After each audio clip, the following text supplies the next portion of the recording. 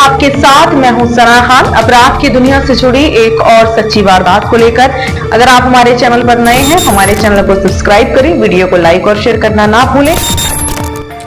भतीजे से अफेयर, पति को सुला दिया मौत की नींद। ड्रामेबाज पत्नी का चौंकाने वाला कबूलनामा। सुहाग उजाड़ने की वजह जानकर आप ही रह जाएंगे हैरान।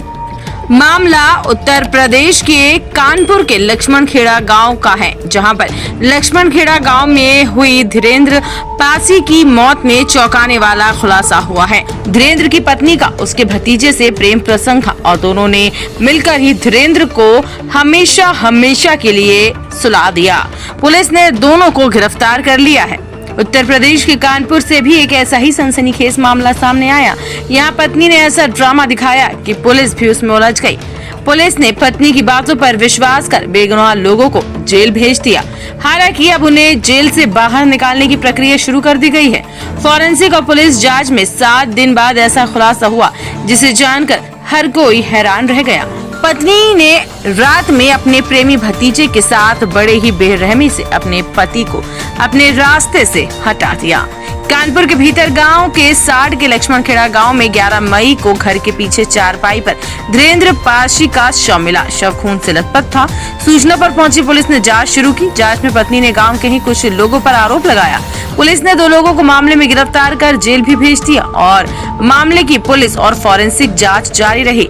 जांच में चौंकाने वाली जानकारी हाथ लगी। धीरेन्द्र की पत्नी रानी ने प्रेमी भतीजे सतीश के साथ मिलकर अपने पति को इस तरीके से उसकी जीवन लीला समाप्त की, जिसे जानकर हर किसी को हैरानी हुई। पति को दोनों के अफेयर की जानकारी हो गई थी और इस पर वह घर में सीसीटीवी कैमरे लगवाना चाह रहा था। इसी के डर के चलते पत्नी ने पति के खाने में नींद की गोलियां मिलाकर खिलाई। उसके बेसुध होने के बाद प्रेमी को घर में बुलाया और आधी रात को लकड़ी के गुटके से ताबड़तोड़ वार किए। 60 पुलिस ने रविवार को दोनों को गिरफ्तार कर जेल भेज दिया। एडीसीपी महेश कुमार ने बताया कि घटना के दिन ही हत्यारे के घर के करीबी होने की आशंका थी। धीरेन्द्र की पत्नी रीना की कॉल डिटेल से चौंकाने वाले राज निकल कर सामने आए। रीना और उसके प्रेमी सतीश के बीच एक ही दिन में 60 से 100 कॉल होने की डिटेल पुलिस को मिली। पूछताछ में दोनों के प्रेम संबंधों का खुलासा हुआ। पूछताछ में पता चला कि सतीश ने अपनी आईडी से 2 सिम खरीदी, एक रीना को दी और एक अपने पास रखी। घटना की रात दोनों एक दूसरे के संपर्क में थे। पुलिस जांच में सामने आया कि धीरेन्द्र पासी घर में सीसीटीवी कैमरे लगवाने के लिए गेहूं बेचकर 20,000 रुपए इकट्ठे भी कर लिए थे।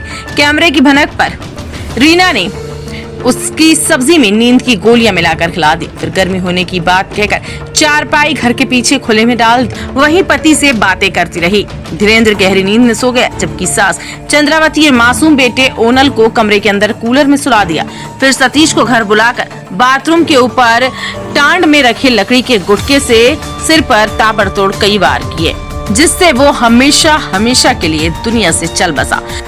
देखिए, जैसे कि आप जानते हैं, लगभग 10:11 के बाद मर्डर हुआ था थाना सांड के ग्राम लक्ष्मणखेड़ा में।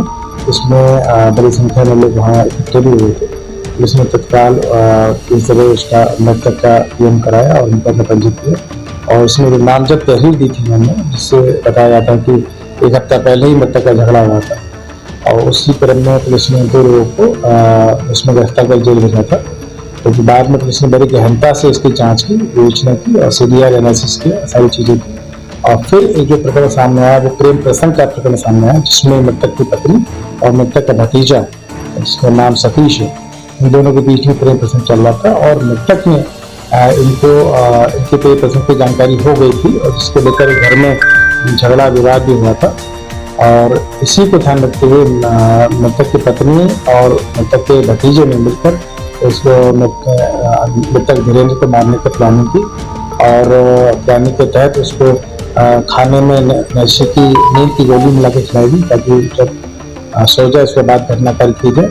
जब धीरेन्द्र सो गया रात में 10 बजे, उसके बाद उसके पत्नी रीना ने उसके सर पर वहाँ पर रखा एक लकड़ी का जो कि एक लकड़ी का मोटा लट था, वो कई बार मारा, जिससे धीरेन्द्र की मृत्यु हो गई।